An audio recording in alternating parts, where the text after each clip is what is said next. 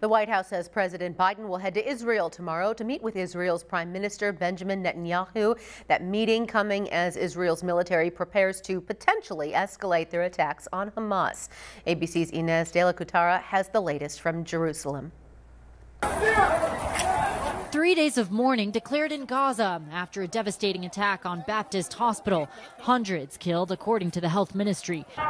Thousands were sheltering there after being forced to flee from the north of Gaza. It comes as President Biden heads to Israel and the Kingdom of Jordan Wednesday to speak with the regional leaders about this growing humanitarian crisis. And at our request, the United States and Israel have agreed to develop a plan that will enable humanitarian aid from donor nations and multilateral organizations to reach civilians in Gaza, and them alone. Hundreds of trucks with supplies for Palestinians in Gaza are waiting on the Rafah crossing in Egypt to open, hoping to get inside Gaza to deliver vital resources for the millions in need.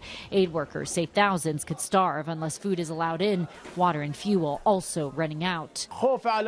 This man explaining he fears for his family and all of Gaza, with children dying. The Rafah border crossing still closed and no word on when it may open. Biden will also talk to Israeli authorities about their plan to defeat Hamas, the militant group responsible for last week's terrorist attack that left more than 1,400 Israelis dead. First is making sure he gets an update from our Israeli counterparts about their plans, their intentions, how things are going on the ground, and make sure that he conveys a strong message of continued support. Number two, it's really on the humanitarian front. Some 360,000 reservists have been called up in Israel, possibly signaling a ground invasion into Gaza could be next. Israeli Prime Minister Benjamin Netanyahu vowing to demolish Hamas, who they say are holding nearly 200 people hostage.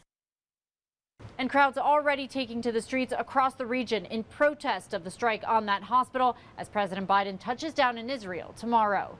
Inez de la Cuetara, ABC News, Jerusalem.